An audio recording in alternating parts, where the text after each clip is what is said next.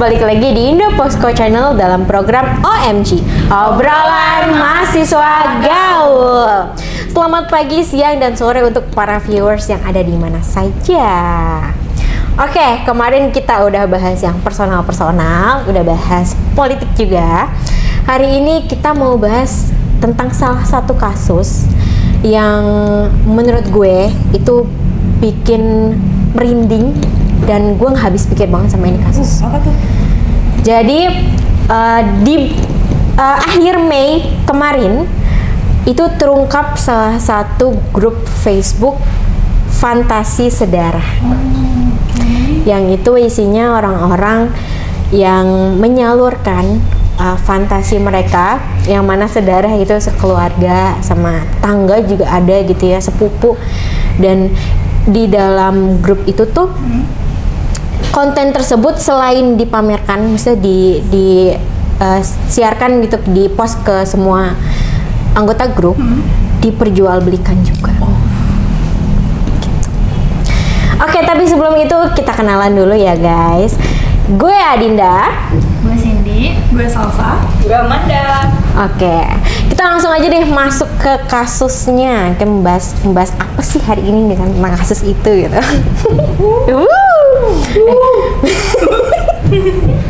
Oke, sebelum itu guys semua cantik-cantik nih. Gue mau nanya, kalian udah pernah dengar belum soal kasus itu? Dengar ya, Udah karena denger. tuh rame banget.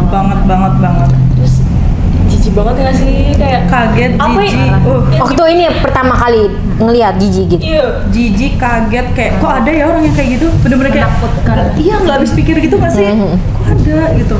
Bisa gitu ya, masa ngelihat saudara istilahnya gitu ya. Bahkan anak Bisa sedarah merasakan dagingnya. Hawa Nafsu seksual ya, gitu ya. seksual, ketertarikan seksual ya berarti ya itu ya guys ya.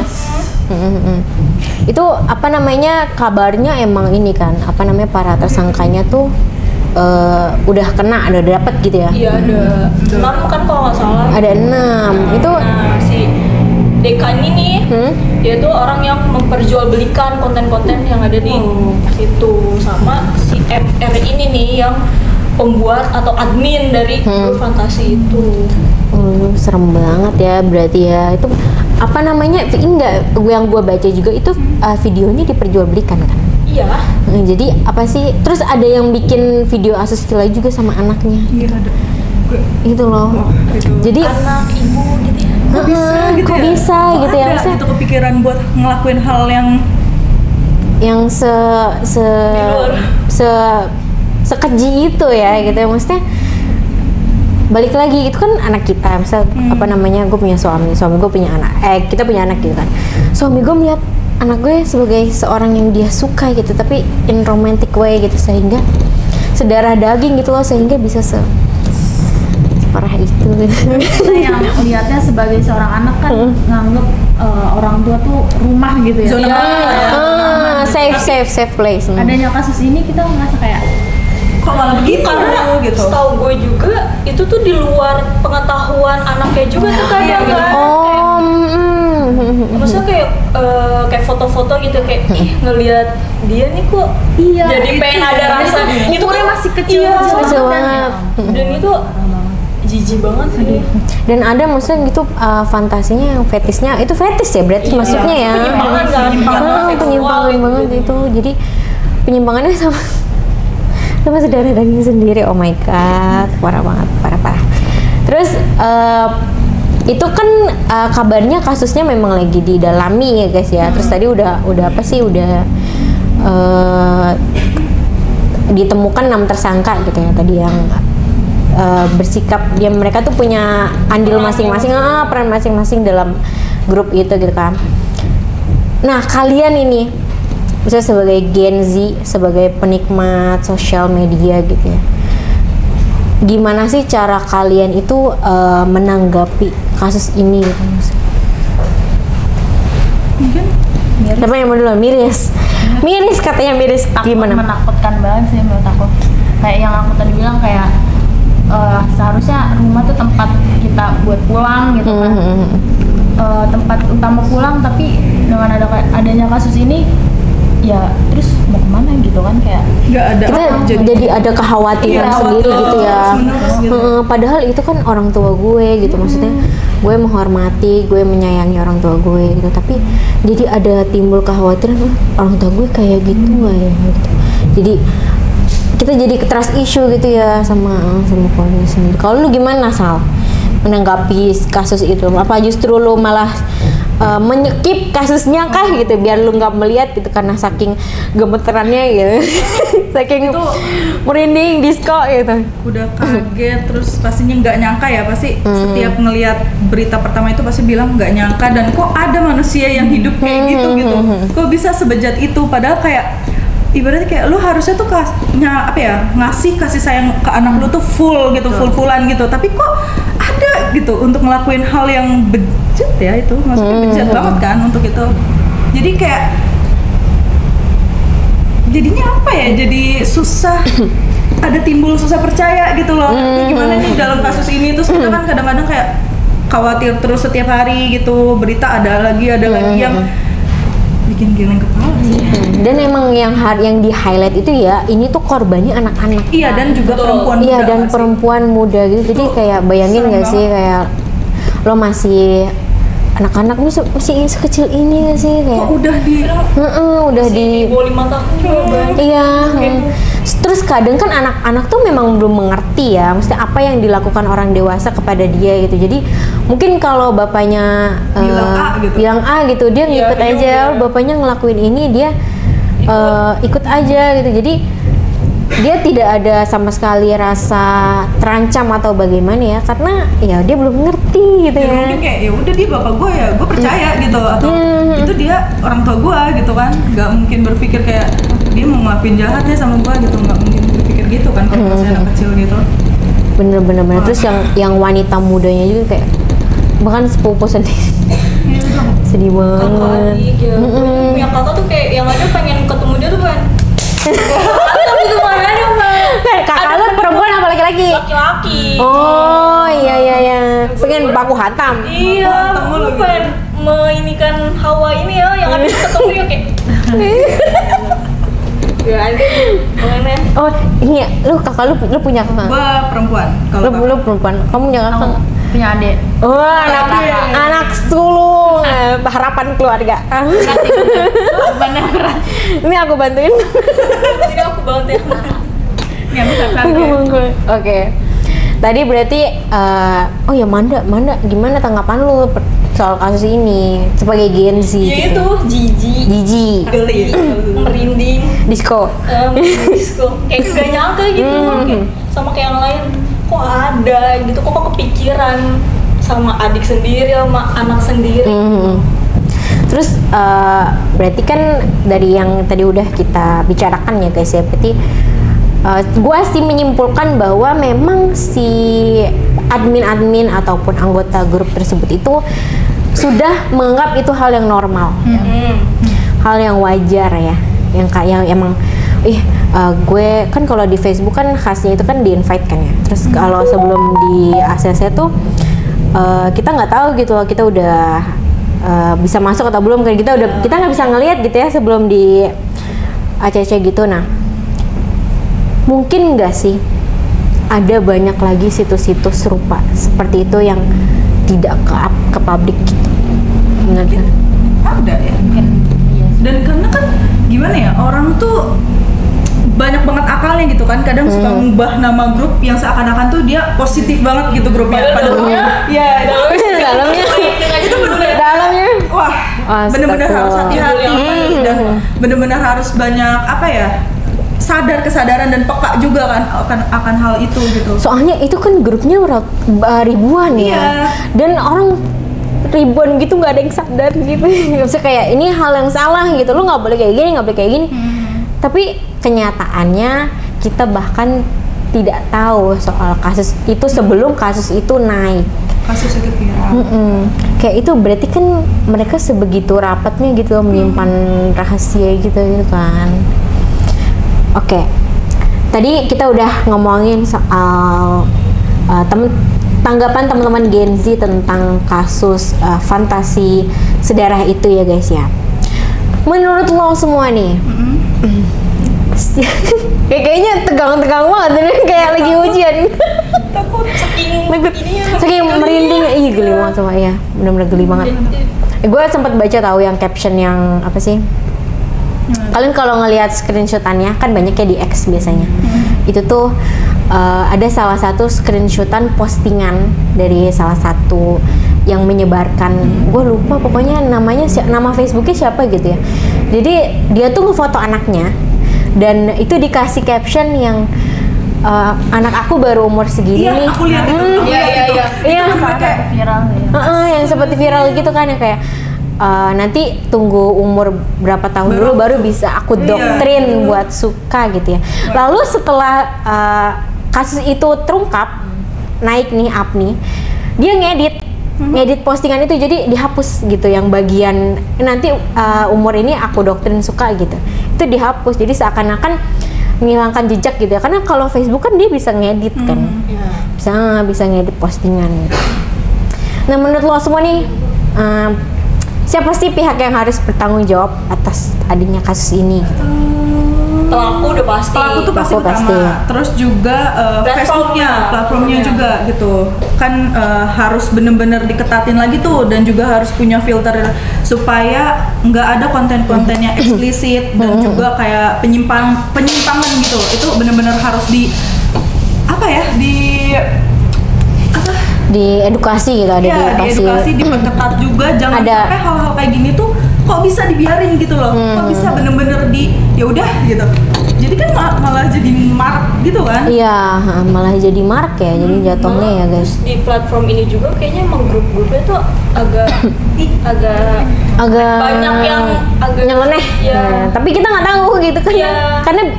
Karena biasanya dikunci kan ya, di private gitu. Berarti tadi ya apa namanya yang harus bertanggung jawab tuh apa tuh? Tadi pelaku udah pasti. platform dan pemerintah.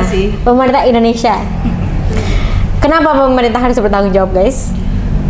Kayaknya kita terlalu bebas ya, masa secara mungkin undang-undang atau apa belum terlalu ketat banget gitu tentang atau mungkin dari Kominfo mungkin atau Iya. ya harus Karena minimnya intervensi gitu ya, Iya. maksudnya mereka juga nggak ngecek mungkin atau terlewat atau bagaimana gitu ya. tuh.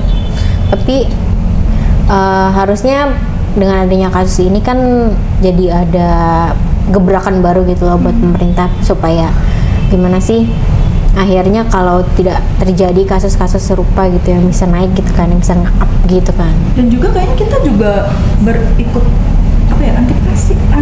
Antisipasi. Karena kan kita juga harus lebih peka, harus lebih sadar dan jangan sampai kayak ya udah Masa bodoh gitu masa ya. bodoh dan skip aja gitu. Jadi kayak gimana ngebantu buat nge-up terus ngelaporin juga. Jangan malah report diam ya, aja. iya. Terus Nge-report. juga Itu salah kayak satu. Soalnya grupnya sempat ganti jadi dari Fantasi Sedara ke suka duka. duka. Lah itu kan bener-bener kayak orang tuh yang ngeliat kayak Ini grup udah apa ini? Grup positif bersuka banget berduka gitu. Selain pelaku platform ya, itu pemerintah juga harus bertanggung jawab sih. Iya, Harus benar. memperketat lagi gitu. Dan karena kan sebelumnya tidak ada, kalau gue sih dari berita-berita yang dibaca ini kan, jadi adanya minim intervensi dari pemerintah. Jadi pemerintah tuh nggak memfilter dengan teliti, dengan amat sangat gitu loh. Jadi sehingga ada grup itu dan banyak ribuan orang yang masuk ke situ ya guys ya. Menurut gue juga kayak balik lagi ke kita sih, kayak kalau melihat berita yang udah mulai aneh, report sih harus. bener sih. Langsung report karena Mencegah ya buat Itu biar aksi pertama ya, aksi pertama Iya, ya. dan takutnya malah berkembang biak dan jadinya kayak menormalisasikan itu semua gitu loh. Jadi banyak gitu ya. Banyak kayak gitu. Tapi menurut gue juga berita ini emang ini sih maksudnya nge-up banget karena kita semua merasakan kecemasan yang sama gitu kan. Khususnya ibu-ibu muda yang punya anak kecil, yang punya anak. Dan ingat ya guys, fetish seperti ini tuh tidak hanya terjadi dari laki-laki ke anak perempuan gitu, tapi ada juga yang pernah ada kasus berita ibu yang juga melakukan video asusila dengan anak laki-lakinya gitu. Oh, iya, itu ramai juga. Jadi nggak hanya laki-laki saja tapi perempuan juga harus diwaspadai gitu loh di in this economy gitu ya, di Indonesia yang sekarang gitu, hal-hal yang seperti itu kan bisa terjadi gitu ya. Dan gue sebenarnya berpikir juga sih, maksudnya apa sih ya faktor orang-orang itu tuh sampai bikin dan mengelola akun tersebut gitu loh. Jadi kayak itu tuh bisa, akun itu tuh bisa banyak gitu loh peminatnya gitu, selain dari fetishnya itu loh. Dan sebenarnya ada satu lagi maksudnya yang bikin gue bertanya-tanya gitu ya guys, maksudnya apa sih faktornya gitu sehingga orang tuh bisa sampai si admin dan anggota grup tersebut gitu ya bisa sampai mengelola akun itu gitu sehingga banyak gitu loh peminatnya gitu loh. Mungkin menurut gue mungkin selain emang dianya juga menyimpang ya, fetish, fetish mungkin ekonomi kali ya, karena kan itu kan diperjualbelikan ya, dia dapat keuntungan dari itu, jadi mungkin itu bisa jadi faktor gitu loh. Sebenarnya iya sih ya, kok iya ya benar-benar ekonomi. Jadi mungkin kalau teman-teman lihat gitu kan akhir-akhir ini gitu ya, maksudnya setelah COVID juga gitu kan banyak ya, maksudnya berita-berita soal banyaknya pengangguran gitu, maksudnya pengangguran itu bertambah gitu kan, dan banyak gitu loh kasus-kasus soal gaji nggak seberapa tapi kerjanya luar biasa gitu ya, sehingga orang jadi menghalalkan segala cara gitu. Yang penting dimonetize gitu ya, diperjual, mumpung ada nih lahannya gitu kan, ada nih apa minatnya gitu ya, sehingga mereka akhirnya memperjualbelikan itu gitu. Dan itu laku ya guys, itu kalau nggak salah untuk 20 foto terus ada juga videonya itu 50.000. Jadi setelah videonya itu didapat gitu ya, nanti ada kesepakatan antara si admin dan juga penjualnya gitu. Oke, last nih guys, last gitu. Kok pada tegang-tegang banget ini mukanya nih. Karena saking nyayat hatinya gitu kali ya kasusnya. Oke, gue mau nanya nih sebagai Gen Z, sebagai calon ibu-ibu, calon orang tua gitu ya. Apa sih yang bisa lo dan kita semua lakukan nih? Masa mungkin ada hal-hal yang pengen lo sampaikan ke viewers gitu loh, biar ruang digital atau kita nih bersosmed ini nggak jadi tempat subur buat penyimpangan yang kayak gini. Jadi nggak ada ruang untuk penyimpangan. Mungkin yang pertama itu kita harus dari diri kita sendiri, kita harus lebih peka, sadar, jangan cuek sama kasus ini. Karena kalau misalkan kasus ini dibiarin, itu bakal jadinya berkembang dan malah dianggap biasa ya, dan menormalisasikan itu semua. Apalagi kan korban yang kita tahu itu kebanyakan itu anak-anak di bawah umur, terus juga perempuan muda gitu kan, itu enggak gila banget kan itu.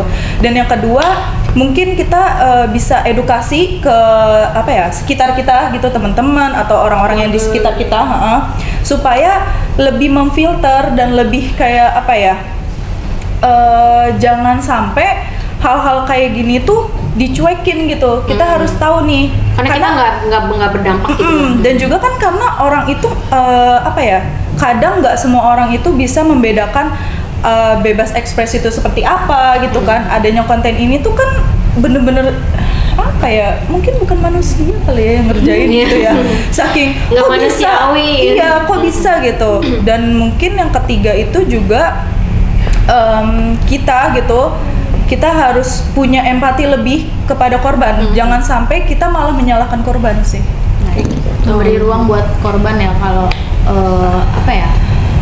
jangan, biasanya kan korban ngerasa kayak aib gitu ya, aib nih gitu, punya aib gitu, aku diledekin. Kita harus berani speak up, kita kalau dan juga kayak kita sebisa mungkin harus mendorong platform itu supaya bertanggung jawab atas itu, kan itu termasuk juga kelalaian ya. Iya. Dan juga kita bisa ngelakuin petisi juga, terus kita bisa kritik publik, kayak gitu-gitu sih. I see.